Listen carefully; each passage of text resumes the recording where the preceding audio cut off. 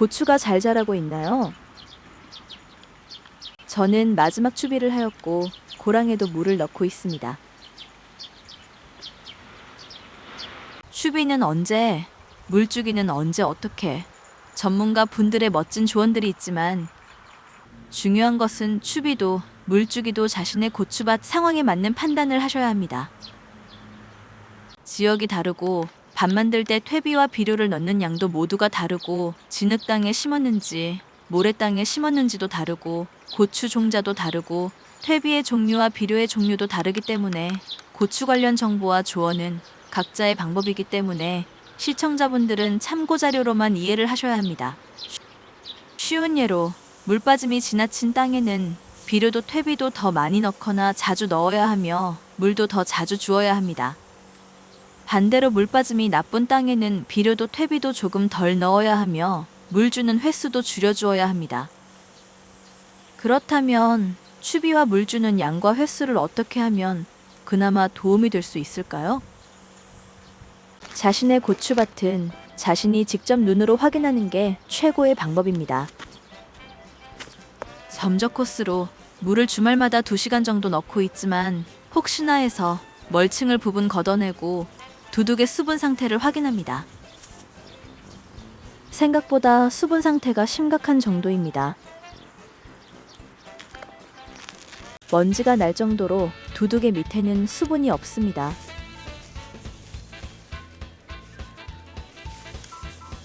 자세히 보시면 뿌리는 여기까지 왔는데 말입니다. 뿌리의 자람 상태를 좀 더 확인해 봅니다.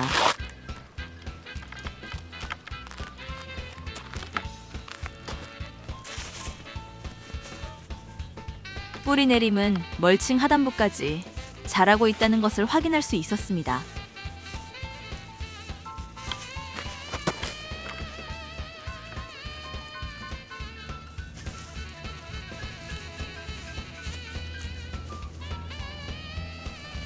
고추를 심은 곳부터 뿌리 내림이 된 곳까지 거리를 측정해 봅니다.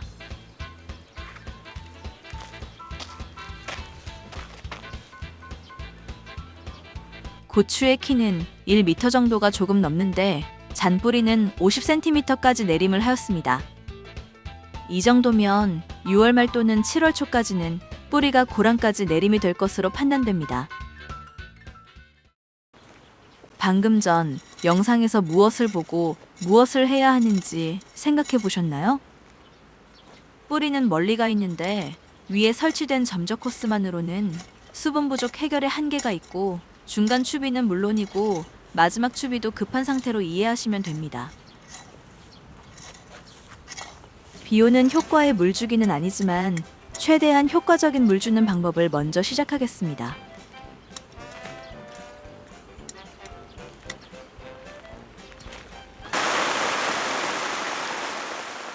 농사를 하시는 분들의 대부분은 물을 아무리 많이 줘도 비 한 번 오는 것만 못하다 라고 말씀하십니다. 맞습니다. 그런데요, 고추밭에 물은 어떻게 주고 계시죠?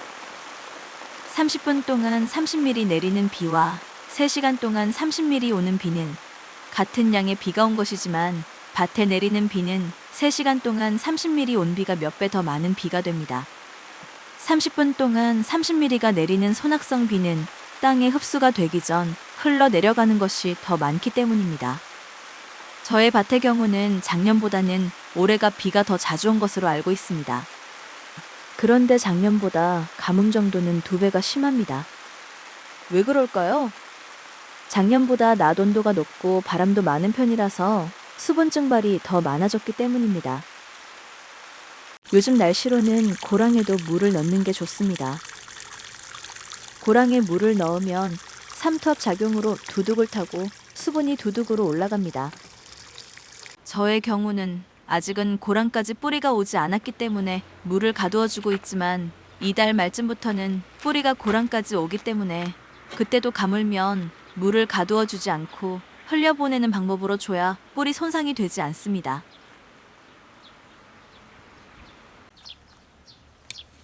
고랑에 물 넣고 하루가 지난 후 확인해 봅니다.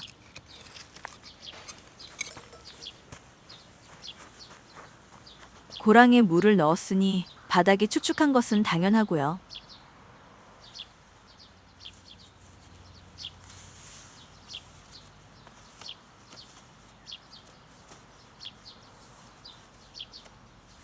삼투압 작용으로 두둑 위까지 수분이 적당히 올라가 있습니다.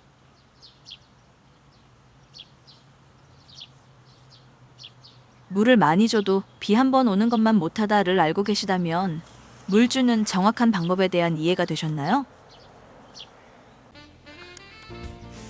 앞에서 뿌리 내림 위치와 물 주는 방법을 설명하였고, 지금부터는 뿌리 위치에 맞는 수세 강한 추비 방법에 대한 개인의 의견을 설명하겠습니다. 이 경우의 고추는 순머짐과 꽃 떨어짐이 벌써부터 심합니다. 원인은 영양 부족, 물 부족으로 스스로 살기 위해 순머짐과 꽃 떨구기를 하기 때문입니다. 그리고 수세가 약한 상황에서 고추가 달려 양분 부족으로 발생되는 현상이기도 합니다. 이런 현상은 과일나무를 포함 열매 작물은 모두가 같습니다. 고추가 많이 달리고 다수확을 원한다면 수세가 먼저입니다. 고추가 많이 달렸다고 저에게 자랑하는 이웃농가 어르신의 고추입니다. 많이 달린 것 같지만 수세가 약해서 다음 착과가 걱정되는 경우입니다. 저의 고추입니다. 언뜻 보면 고추가 많이 달리지 않은 것 같지만 수세가 강해서 상대적으로 고추가 많이 안 달린 것처럼 보이는 것입니다. 자세히 보면 고추가 어마어마하게 많이 달리고 있습니다. 다수확 고추는 수세를 먼저 최대한 좋게 하는 것이 중요합니다. 1차 추비는 4월 7일 날 고추를 심는 동시에 고추와 고추 중간에 고형비료를 넣었습니다. 2차 추비는 5월 25일 날 고랑에 퇴비와 복합비료를 넣고 제초매트를 덮었습니다.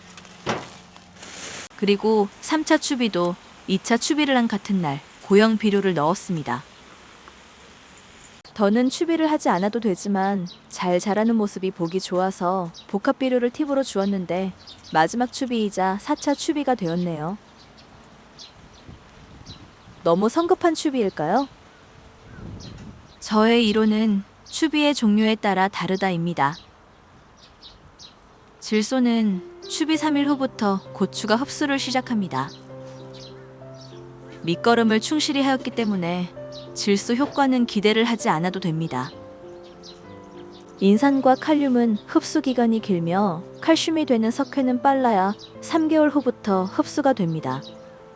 이조차도 인산, 칼륨, 칼슘은 토양에 수분이 없으면 흡수율이 많이 떨어집니다. 올 고추의 중요 추비는 고형비료를 사용하였습니다. 고형비료의 경우는 지속기간이 60일에서 90일입니다.